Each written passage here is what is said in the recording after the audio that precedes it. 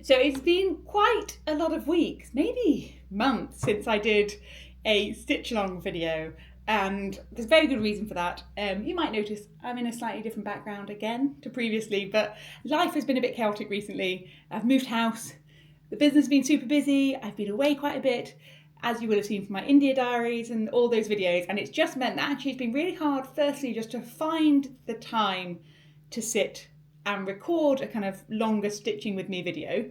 That's the first thing. Secondly, I haven't actually had a lot of time to stitch, and I don't, I need something to stitch when I'm recording a stitch along video, which I thankfully do have now. But also, it's really hard, I think, to record these sorts of videos and make them feel natural if you're rushing it or you're not feeling in a great kind of space to be able to actually just have a conversation. I think for the last few weeks, everything has been completely mad, and it's been a little bit hard to kind of stay on top of things. That's just the life of having a small business. And I want to record these videos when I'm in a place where I just really want to chat about a topic and the whole video feels lighthearted because of it, rather than feeling like I've got to do it. It should be because I want to do it. So that is why it's been a few weeks, months, since I last recorded a stitch on video, but I have these new embroideries I have been working on. These are top secret new botanicals ones, which we're going to be bringing out because we're exhibiting at Chelsea Flower Show, which is, if you're not from the UK, it's a massive flower show that happens once a year in Chelsea and London, and it's our first ever time that we are properly exhibiting as a business. We are taking all our botanicals kits, and I want to have kind of lots of new ones and fill up our stand with just flowers because it's the perfect environment for taking our flowers. So that's what I'm working on now, and I will maybe alternate between the two because I haven't got very much left to do on this one. And I do have my talking notes as ever, and what I want to do is take the opportunity to just stitch along with these pieces and talk to you about something that's been going on a little bit in the business at the moment, which is to do with me handing over my social media, handing over my Instagram to Jen in our team. And I've written about it in an article over on our journal. So if you have been devouring all our content across all our different platforms, then this will probably feel quite repetitive with what I've already written about. But because I know some people like to read, some people like to watch, some people like to listen, I thought it was nice to record this as a video as well, because I think it's something really important. And even if you aren't big on social media, or even if you don't run a business or anything, actually this has been like a major big step for me in a way that sounds quite mundane, but actually it's massive. And so I kind of wanted to talk about it. So I'm just going to get my hoop firstly set up so I can be stitching as I chat. And one thing I would flag is, you may notice my threads are in a state. I took this embroidery on a flight recently, and I've never ever actually had a problem taking my scissors through check-in before. Scissors in all European flights, and actually I've done to the US and all sorts, are usually fine less than 5 centimetres. So if you're using sort of little snips, they're totally fine. I just happened to get a very diligent border control, or maybe I just looked particularly suspicious that day, but they tried to take my scissors off me, and so I had to instead cut all my threads down to sort of stitching lengths, which is not the way I typically work, and because for this very reason it becomes such a mess. So I have all my threads, but God, they're in such a mess. I much prefer working, on bobbins and keeping organised. I feel like organised, tidy sewing kit, tidy mind. So anyway, that explains why it is such chaos. I do not recommend this way of working. And I am working on just the leaves of this cosmos at the moment, and I honestly really should know. I can't remember what the name of this stitch is that I'm doing. Someone tell me, comment. I think it's sort of like a fly stitch, but I don't think it is a fly stitch. Anyway, I'm going to work on this one. So that is what I'm going to do. And the topic, like I said, I want to talk about is our Instagram. So about 2 weeks ago, I went on to our Instagram for the first time ever. Went onto our Instagram and I saw a post that I hadn't written. There was a picture on our stories from the studio. I wasn't in the studio that day, and it was a picture of Joanne and Esme in my team, both sat at a big table in the sun winding bobbins for kits. And the picture had been posted by Jen, And it sounds super mundane, but this actually was a really sort of transformative moment for me, because since I started the business, and I started the business in April 2020, May 2020 really is when it actually started. Since May 2020, Instagram has really been the sole platform that has driven the Fable thread. When I launched the business, I had very little idea about what I was doing. I had little idea about what my plan was, or how to grow a business, how to market a business, anything. All I did was I launched an Instagram page. And because I launched the business in COVID, it was during lockdown when I launched, Instagram just took off really well. You know, it was that period of time when a lot of people were on their phones. The algorithm seemed to really work in favour of small businesses. And what it meant was that I very quickly gained quite a big following, like a reasonable size following for someone who has literally no idea what they're doing. I think we got to something like 10,000 followers in the space of 4 months or something, 5 months, which by my reckoning is absolutely amazing and sort of completely impossible now. Since then, Instagram really has been our primary way of connecting with our audience. I mean, every single press feature we had really probably came from Instagram, from people seeing our products there. And I think that one of the reasons we did so well on Instagram was because not only did I share kind of the embroidery kits, but shared quite a lot of interior stuff too. And at the same sort of time that I was starting the business, I'd also been doing up my flat. And that was my old flat, not the last place I lived in, the one before that. And it had quite a kind of folk arty, very maximalist aesthetic. I think the combination of starting a business, the business being embroidery kits, but embroidery kits in a kind of completely different way to anything else out there, add to that the interior shots, and basically you could appeal to loads of different audiences, and that meant journalists started taking notice. So within about 2 months, we had a feature in Vogue, and from that we got a feature in Financial Times, and then from that kind of House and Garden, and then they spiral because journalists read other journalists' work. So it is that element of once you get into one, once you get a little bit of notoriety, you become referenced across all of them, which is one of the kind of quite unfair things in a way, is that all you need is that first lucky break, and then you can kind of be sorted for the rest of time. And so Instagram was really important as a business channel. And actually, in our first couple of years, I think, if I remember rightly, it was something like 50% of all our website traffic was directly from Instagram.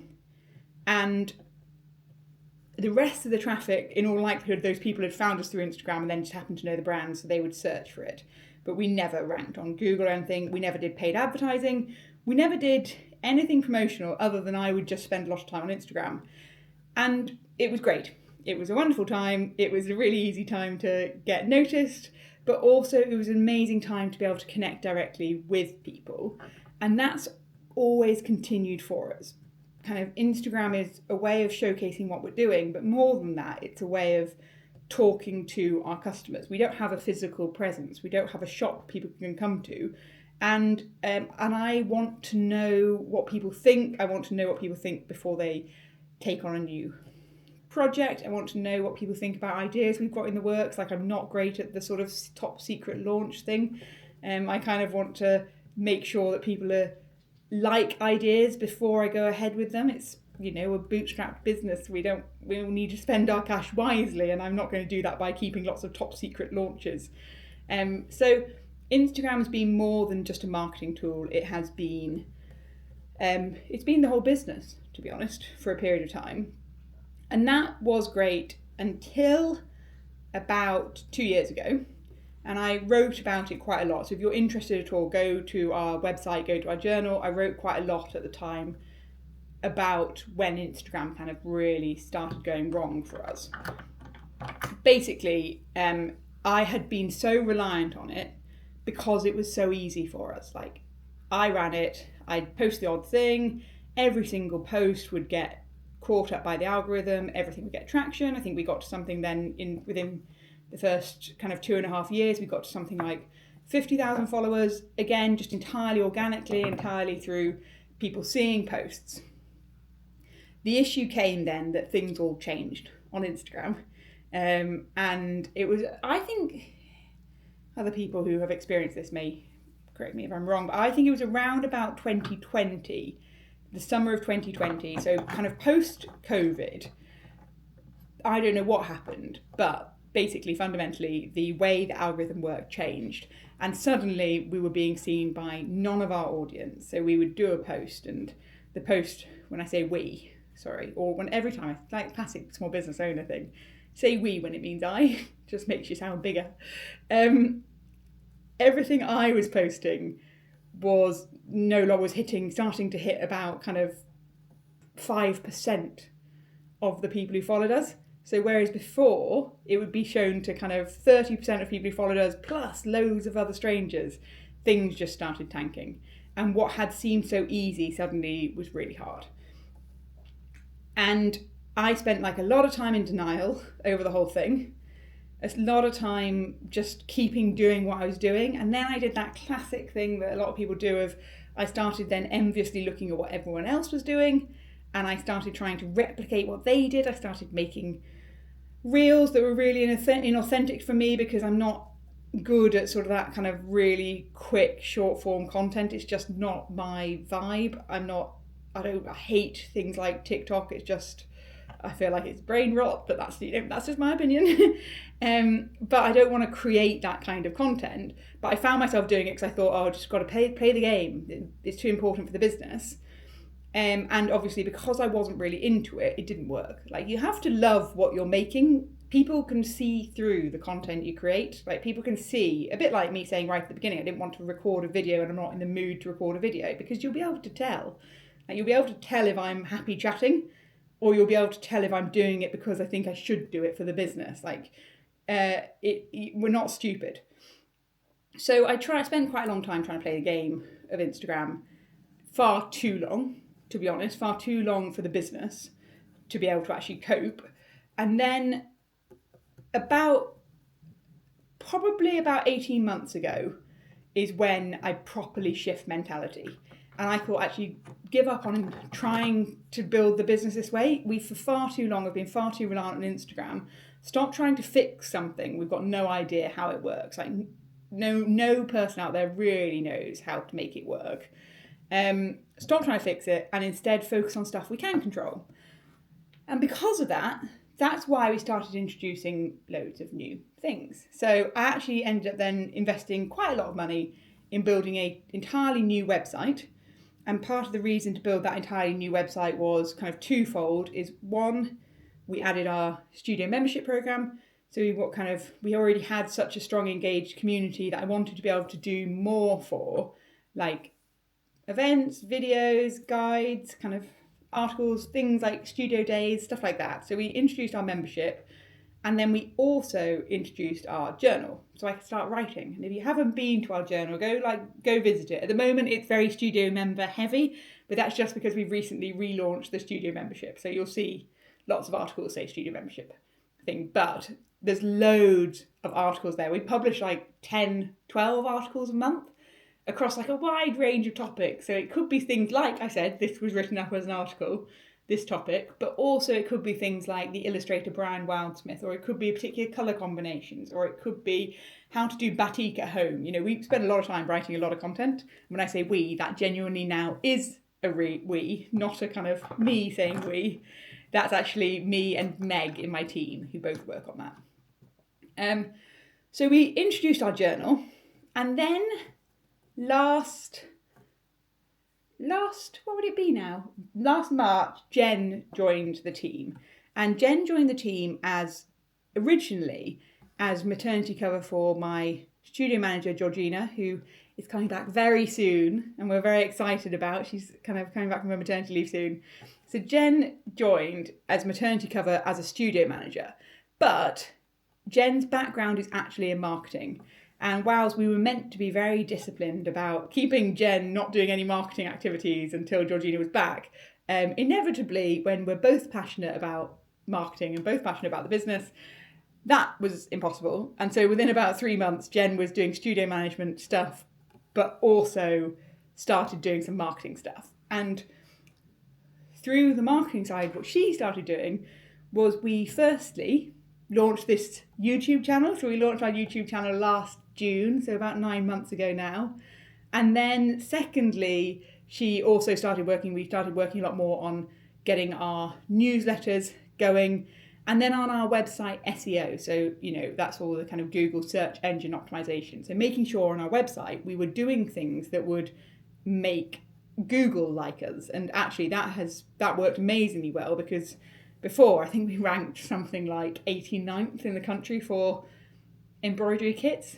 And now we're ranking within the top 10 in the UK and within the top 20 in the US. And so we are getting there.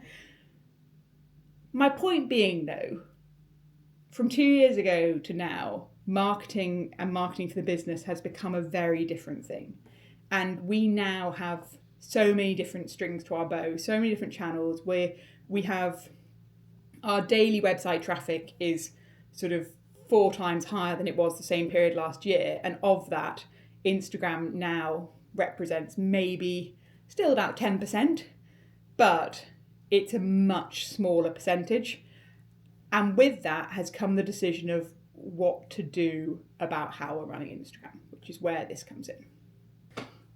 So anyone who has a small business, or if actually you just enjoy using social media, you'll know this kind of the love-hate relationship with platforms like Instagram. When you have something that lands really well, or when you have those amazing little conversations that you never would have had otherwise, it's an amazing platform.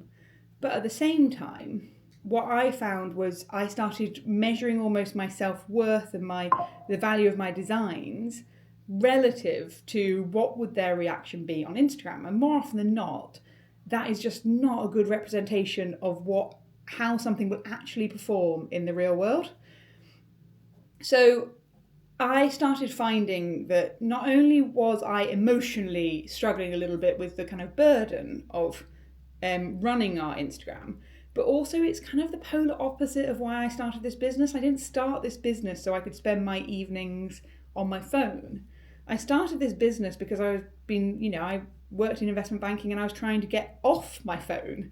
And yet, the moment you run a business, you have very little choice. Instagram is the sort of platform that is on constantly. People send you a message on a weekend. People send you a message on a sort of evening. And if you are presenting yourself as an individual, not as a business, people expect a response.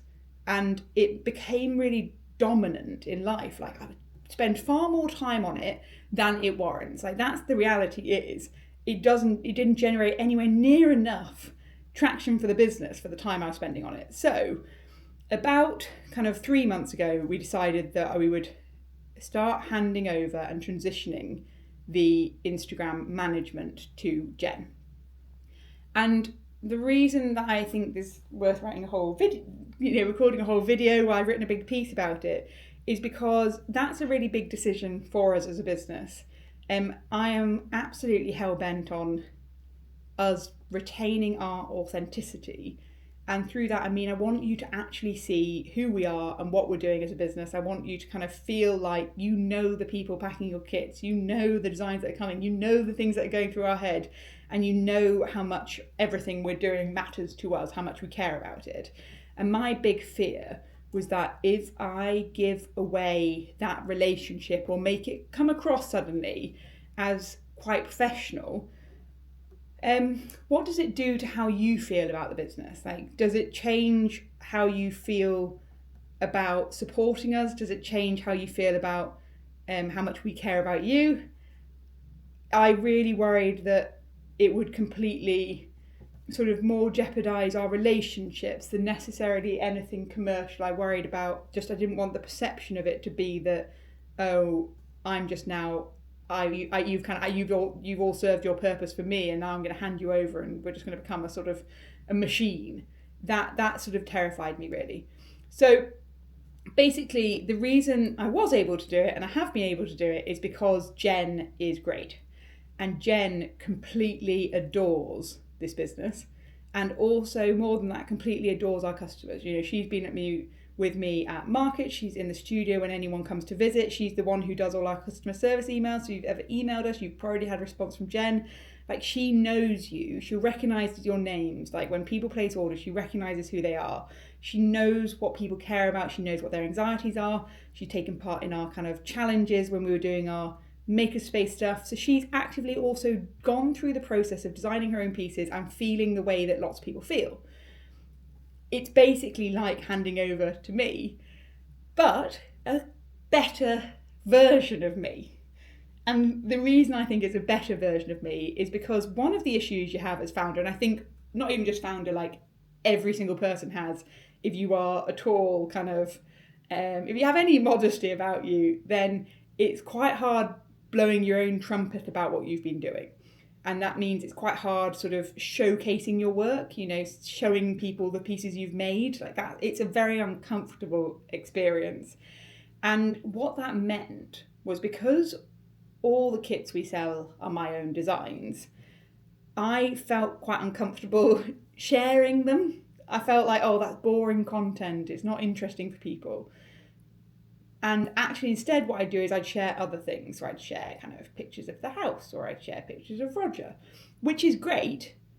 But it meant that we don't really, like, lots of people follow the account who have no interest really in what we do.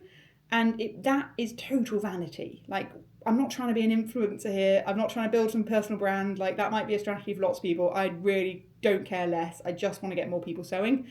Actually, by not showing my product, I was not doing that. I was not encouraging people to give sewing a go. And so one of the other main reasons we handed to Jen is that she is less closely kind of emotionally attached to our products than I am. So it means that she is far better at saying, yes, let's just do a post spotlighting our range of like the Pride cushions. Even though that range came out 2 years ago, there's nothing that's still interesting for people, because most people don't know the website inside out. Like, show them the Pride. So that is kind of one of the main other reasons why we did it, was because I want us to actually showcase our work better so people can properly understand what we do. And whilst that comes with the risk that for some people who really like all the interiors content or like all the kind of other lifestyle bits, yeah, the account is going to become less interesting for them. If you're not into sewing, it's going to become a less interesting account. But actually, we're investing a lot of time in this. We invest a lot of effort into it. And if we're not doing it with the intention of kind of building a personal brand, what on earth is the point of having lots of people follow who are just interested in Jack Russells? Like, I'm not about to start breeding Jack Russells. So it's the vanity of wanting high engagement from people who are never going to be interested in shopping with the Fabled Thread actually just doesn't make commercial business sense. Like, we have limited hours in the day, and if I have spare hours, I would far rather spend those making things. I'd far rather spend them sewing. I'd far rather spend them drawing, doing the things I'm passionate about, than necessarily creating content which is not for the business, if that makes sense. And I don't want to sound harsh about it, because I know that also lots of people who watch this, it's not saying that you have to shop with us to kind of be relevant to us, but it's actually just being really logical about the business has to be financially sustainable in order to be able to do interesting things. And you're not financially sustainable through views. You're financially sustainable through purchases and sales and things like that. Views do not pay salaries, for example. And that's just the harsh reality of life. So anyway, back to the point. So it has been about 3 weeks since we did the handover. And the way we are doing it is that I am still writing all the posts. So Jen and I set a schedule together. So we kind of plan out in a sort of colour-coded way, so we can make sure we're kind of planning a good spread of things. We plan out the posts that we're going to do, and then I go ahead and I write captions and I choose the pictures for all the posts. So every single post that's on our Instagram is still written by me, so you don't see like a difference there. But I write them all in a block. So I write them every 2 weeks, I sit down, I do it on my computer, which honestly is transformational from a sort of productivity perspective. I sit at my computer, I write 2 weeks worth of posts, and then we schedule them. Outside of that, then, Jen separately is doing all our stories. So then she is posting stories based off the back of our kind of Instagram, the posts that we've got. And then I'm continuing to share sort of ad hoc stuff that we're doing.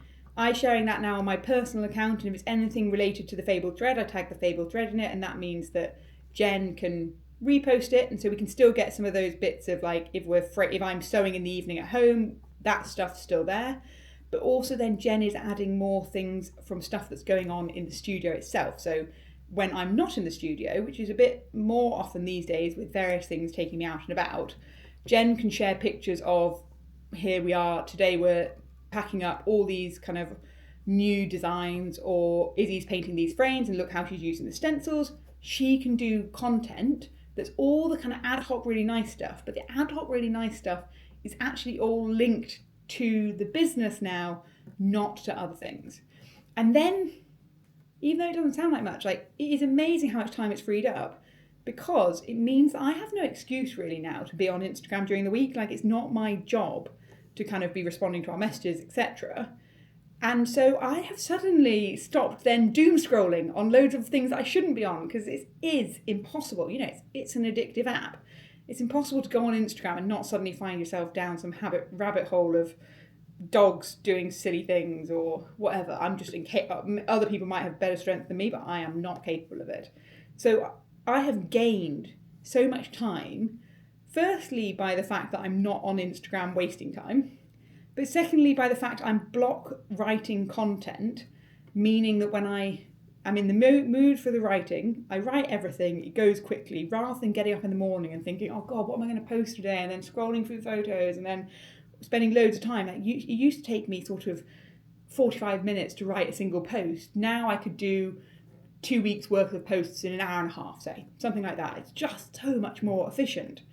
And through that, I have then gained time to do the things I love, like write proper articles, think about artists you'd like to see, think about new projects, to do my sewing, to actually sit in the evening and sew. And so Jen is doing all the Instagram, everything during the week. And then the only bit I now do is I'm keeping an eye on it all on Saturdays and Sundays, so that when Jen's on her weekend, I can just keep a little eye in case someone sends an urgent message that does need responding to, because the reality is on things like Instagram, people don't really necessarily expect you to kind of have office hours. There is still an expectation that you'll kind of respond to things out of hours. So that is how we're doing things.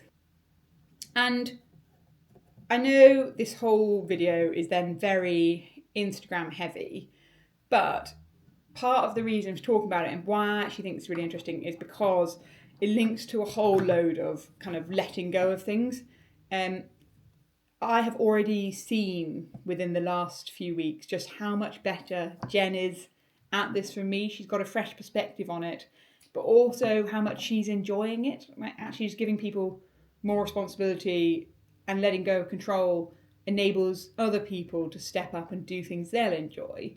And as a business, I do think we've hit this point of kind of growing up. Like, we're 5 years in now.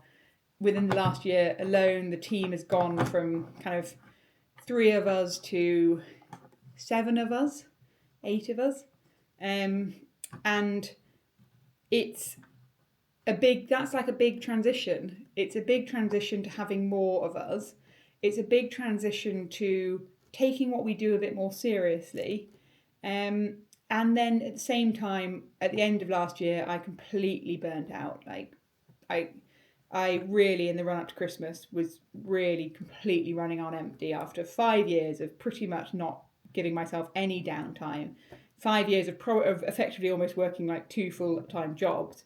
I absolutely hit a wall, and it isn't sustainable for me to keep going at the same pace.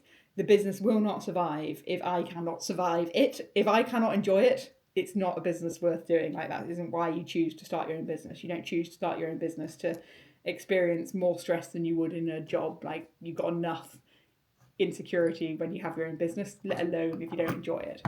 And so part of why this had to happen is because we need to get back to a point where I have some control over my week and I'm getting to make sure that I'm spending time doing things I enjoy. I'm not being completely swamped. So it's sort of the first part of quite a big transition period with the team where we are all working together to try and work out how we basically free up more of my time. And in the process, I just know that's going to make the business stronger, because it's already, even just in the last few weeks alone, you can start having ideas again. You can start thinking things through properly. You can start feeling creative. And you can't run indefinitely on a period of past creativity. You do need the creative cup to be continually filled, or else we will run dry. And that's where we're at now. So that's why, say, things like this, these videos still happen, but they might happen in a slightly free-form more way, where we're doing our weekly Year of Stitch video where we're kind of teaching specific stitches. And with these longer form kind of weekend ones, I think we'll do them a bit more freely, rather than feeling like every Sunday we must have a video. We'll make sure we do one when we think we've got something interesting to share, but we're not going to sort of kill ourselves in the process of trying to keep up with a schedule if there's no real need. So that's my topic. Thank God, I don't know. Let me just check my notes that I've made. I have no idea if I actually covered any of those. Probably talked about everything I want to talk about. Anyway, that is me. So basically, over the next few weeks, if you are interested in any of the sort of more behind the scenes stuff and everything like that, or just like the lifestyle stuff, I am still sharing things just over on a different account, but I'm not putting pressure on that either. Like, I might do a post every week, I might do a post every month. You know, this whole purpose is to get back to the point of what I love, which is sewing. And as soon as my house move is actually done and settled, we are currently still surrounded by boxes and it's like total chaos. As soon as my house move is done, then I'm already just know I'm going to have so much more time to sew, and this is the right focus personally, and the business is only going to be stronger for it. So there you go. And then I'm pretty nearly done with this one. I have some more leaves to add. I'll show you. More leaves to add down at the bottom. My border goes around to this point here, so I do need to kind of fill out this area. But gosh, isn't it pretty? This is, I think, one of my favourite pieces so far. And if I do say so myself, I'll blow my own trumpet. This is in Cosmos. And actually, when Jen gets married in the summer, Jen is getting married, Cosmos is her wedding flower, so this kit is going to be a lovely one for her because it's a nice little memento of her wedding. So there you go. That's the Happy Sunday, and I will see you at some point. Who knows when?